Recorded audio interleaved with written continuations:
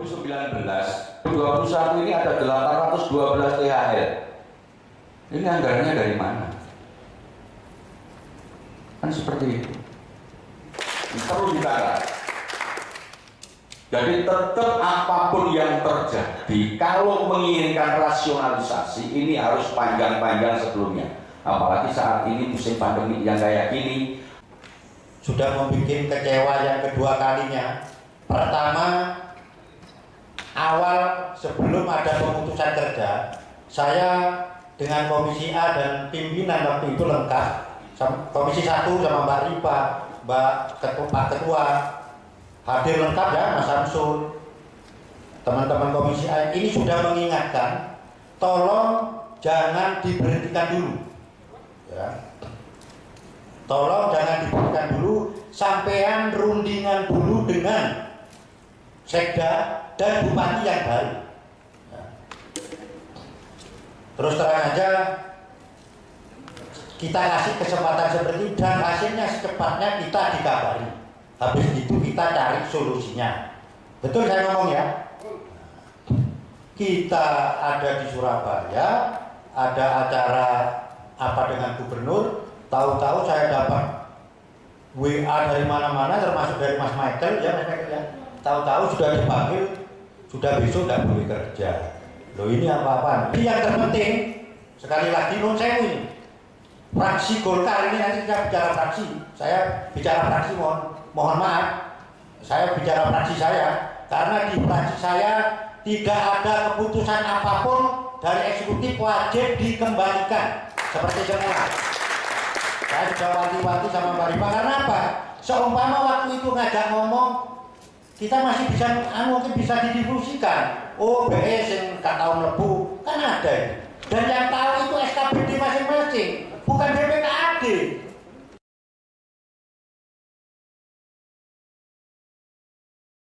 Pada pimpinan, dan dari hasil evaluasi pimpinan bahwa masih sampai dengan sekarang masih menampung usulan-usulan dari SKPD sesuai dengan kebutuhan yang ada.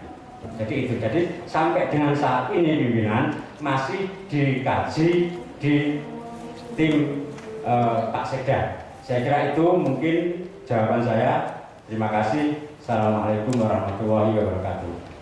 SKPD terkait, khususnya BPKAD dan BKAD, beserta Komisi 1 dan pimpinan, semuanya hadir lengkap. Dan pada prinsipnya dari hasil hearing itu, kita meminta untuk tidak dilanjutkan, alias menolak kebijakan pemutusan kerja atau merumahkan THR yang ada dengan asumsi, dengan rasionalisasi yang sudah disampaikan.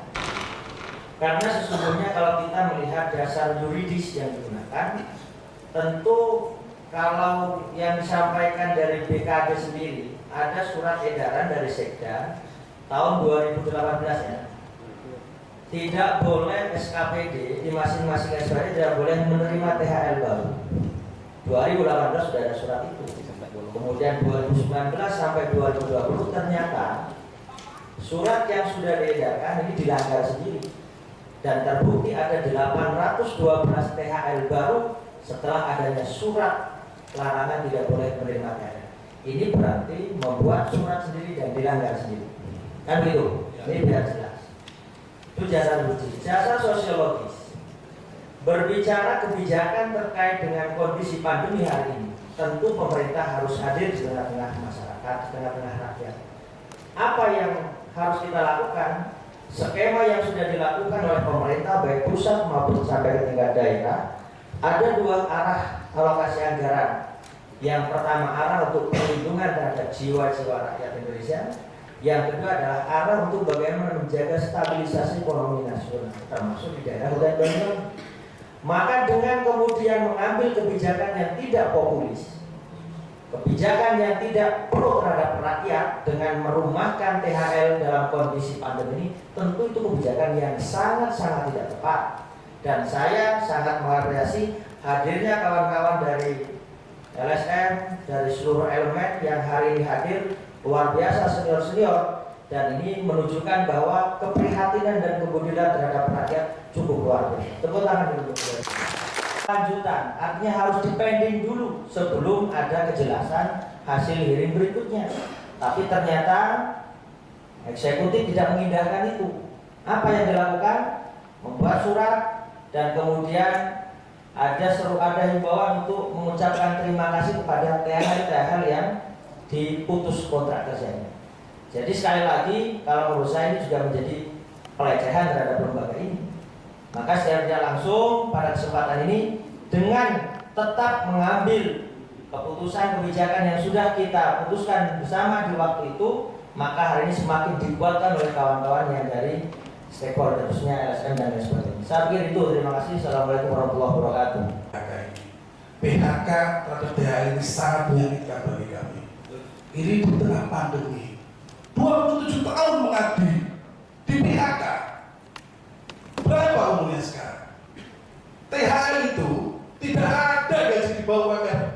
Mereka 1.250.000. Bayangkan, untuk makan aja mereka mikir, beli aku aja mikir.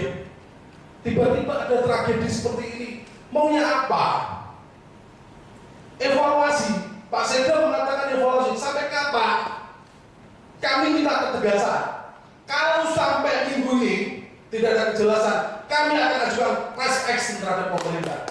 Kasihanilah mereka. Mereka itu 1.250.000 dibawa pulang. Sudah gitu bayarnya telat-telat.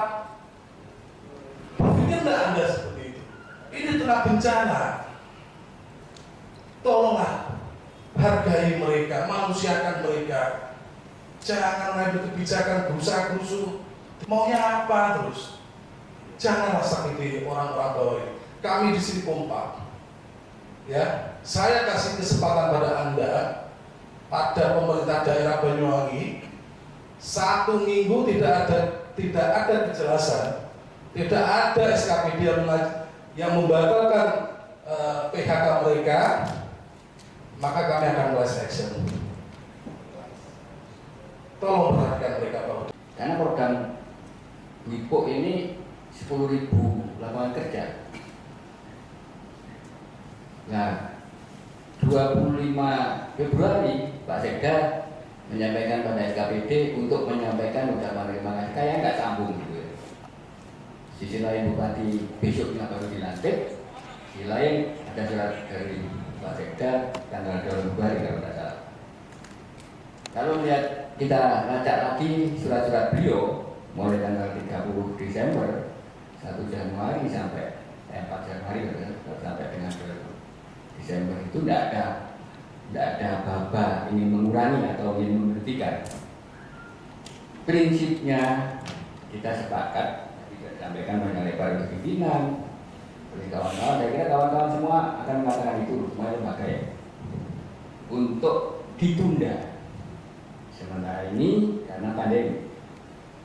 Sambil lalu angkat jalan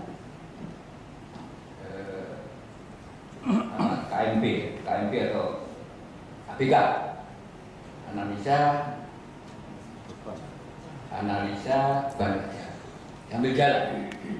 Ini kan ujung-ujung, karena perintahnya kalau lihat surat Pak Sekda, perintahnya dari SKPD untuk mendatangkan para THL kecat komputer asis tes. Itu kan perintahnya itu. Tanggal 25 Februari muncul ucapan terima kasih. Sebab itu tadi Pak, mohon maaf Pak, jadi order dan menyampaikan ini nanti akan ditinjau ulang. Mungkin kalau tidak ada acara ini bablas, karena prediksinya 500 orang. Apa ini tes kis? Kemudian kalau ini di sini ini lancar-lancar aja, maka sisanya akan dihabisi juga. Mohon dengan sangat hormat, sekali lagi Pak Uda, melalui Pak Uda yang bertanggung jawab di lapangan, ini sementara dikali dulu sambil ada jalan, ada jalan. Saya ingin memulai Bupati baru ini, kita mau ada sinergi antara pemerintah dan DPR. Pada saat ini pertama, saya hanya mengingatkan saja kepada Pak Uda, ya, supaya mempertimbangkan pemecatan ini. Bahkan setelah rapat hearing, saya undang ke kantor saya di sana. Saya mohon dengan hormat, tolong ya dipikirkan ini. Ini masalah kemanusiaan. Banyak yang mengeluh kepada saya. Ya Pak Uda ngomong dan sebagainya, ya nanti kita rapatkan. Kalau misalnya terpaksa dipecat, itu orang yang memang ya ada kesalahan malas atau tidak mau bekerja dan sering bolos, mungkin bisa saja. Tapi kalau ini kan yang lainnya itu kan tidak, tolong dipertimbangkan. Dan Pak Uda mengatakan siap untuk membicarakan kepada Bupati. Ternyata beberapa hari berikutnya saya mendapatkan WA bahwa Pak Sekda mengeluarkan surat edaran untuk pengucapan terima kasih. Berarti itu kan pemecatan. Nah, dengan seperti itu, ya saya sebagai wakil rakyat, ya saya bereaksi. Sehingga banyak wartawan yang konfirmasi kepada saya katakan apa adanya. Apa adanya. Saya mungkin dianggap menyerang Bupati, saya tidak ada penyerang kepada Bupati. Tetapi saya ingin berjuang untuk membela rakyat. Itu yang saya tekankan di media. Dan yang berikutnya, tolong Pak Uda, ketika memberikan pernyataan di media, itu merupakan keputusan, jangan selalu berubah-ubah. Saya beberapa kali membaca tanggapan dari Pak Uda, ya, ketika saya melontarkan pernyataan saya tidak setuju, ya, Pak Uda menyatakan bahwa tidak ada pemecatan, hanya seperti ini. Padahal surat yang sudah beredar itu pemecatan, harus dirapi lagi dan sebagainya. Nah, terakhir mengatakan ya nggak ada katanya, nanti akan diadu lagi. Tolonglah kalau membuat keputusan pernyataan itu yang benar-benar final, jangan dirubah-rubah. Saya kadang-kadang geli melihat pernyataan itu, ya seperti dikatakan Pak Iqbal. Saya sangat setuju dengan Pak Amrullah. Semangat saya itu karena apa yang dikatakan Pak Amrullah. Saya melihat begitu, sama seperti yang dikatakan Pak Amrullah. Orang THL yang membela saya seperti itu. Saya 27 tahun mengabdi di pemerintahan ini. Tidak ada hujan, tidak ada angin, kok tahu-tahu diputus, kan begitu. Apalagi saya lihat ada 80 di nakes petugas kesehatan dan 50 Satpol PP. Seperti kita ketahui bahwa 2 satker itu SKPD itu orang yang berjuang selama 1 tahun, berjuang untuk mempertahankan nyawa, Pak.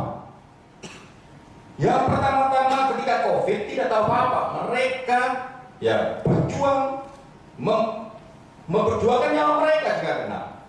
Tetapi 1 tahun ini dihadiahin apa? Pemutusan. Habis manis pasti buah. Tidak pernah memikirkan bagaimana nasib mereka. Itu yang saya perjuangkan. Bahkan tahun 2018 saya yang membuat sendiri. Pak Uda ngomong kecolongan, tidak Pak. Saya yang menentang sendiri waktu itu. Pandangan umum saya, partai saya bukan partai saat itu Pak, bukan bahas mengenai partai ya. Saya menentang penambahan THL. Karena ada surat pemerintah tidak boleh penambahan. Tetapi pemerintah mengatakan apa? Ini butuh. Terutama Satpol PP pada saat itu yang paling banyak. Ini untuk menjaga aset pemerintah, aset daerah. Sehingga butuh Satpol PP yang banyak. Tapi kami tetap memberikan pandangan tidak boleh. Selama 2 tahun. Tetapi Pemda ketat. Bahkan katanya Pak Uda kecolongan 812 itu. Maka kita sudah mengingatkan. Sekarang ini dengan enaknya ya mau memutus, bahkan kata Pak Eko 500, sekarang ini yang tertulis 331. Tolonglah, saya tidak mau ya bertentangan kepada pemerintahan, tapi ini demi kemanusiaan. Bahkan saya diadu, Pak, ini partai lain, fraksi lain mendukung. Saya tidak memikirkan partai, saya tidak bertentangan dengan partai lain. Tapi saya berjuang ini, saya melihat banyak keluhan-keluhan yang diberikan kepada saya. Itulah sampaikan kepada Bupati. Mungkin Pak Uda tidak mempunyai kapasitas seperti ini. Tolong sampaikan Bupati. Bahkan hari ini saya menulis, saya mohon dengan hormat Bupati untuk meninjau ulang mengenai pemecatan ini. Saya mohon, walaupun saya mau sudah, saya dianggap apa, saya mohon tolong. Memang ini tergantung dari Bupati, saya mohon. Tapi kalau tidak, dengan cara apapun, kami akan tetap berjuangkan THL ini supaya tidak dipecat. Data Pak, 26 tahun. kami menjadi THL tahun 2012. Kami lulusan dari Sarjana Kesehatan Masyarakat, Pak. Tugas saya adalah di lapangan. Mungkin dari bapak-bapak yang ada di kantor tidak tahu tugas di lapangan itu cukup berat, Bapak. Saya menyadarkan masyarakat, Pak, tidak tahu waktu.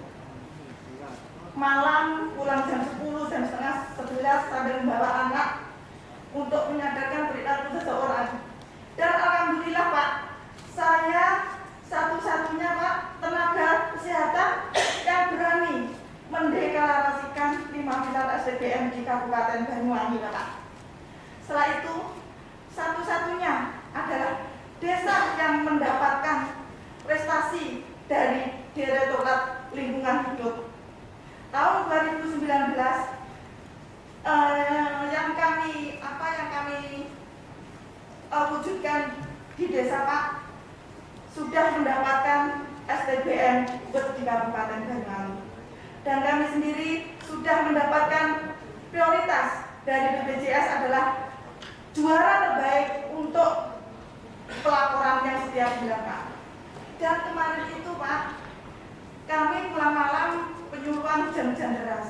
Setelah itu, besoknya kami membuka link yang ada di BKD, membuka di KTP, kok saya tidak diperpanjang. Saya juga kaget, Bapak, ya. Masalahnya apa? Kalau masalah nilai, Bapak, di bawah saya juga banyak, tapi lulus. Tetapi kalau melihat dengan masa kerja saya, Pak, di atas saya juga banyak yang lulus. Ini dengan dasar apa kita diberhentikan seperti ini? Dan kami sendiri, Pak, sudah masuk ke database K2. Jadi kami mohon, Bapak, kami di sini hanya mengeluh kepada siapa saya, Bapak? Kami tidak punya siapa-siapa, hanya teman-teman yang sudah tua-tua ini hanya nangis aja. Ini teman-teman saya semuanya janda, Bapak, kemarin suaminya meninggal, sekarang bingung nanti yang ngasih makan seperti apa, seperti itu, Pak. Ada lagi teman saya yang jaga malam, Pak. Ini saya terangkan ya, Pak, ya. Dia punya hutang di kantor, Bapak. Dia punya hutang di kantor.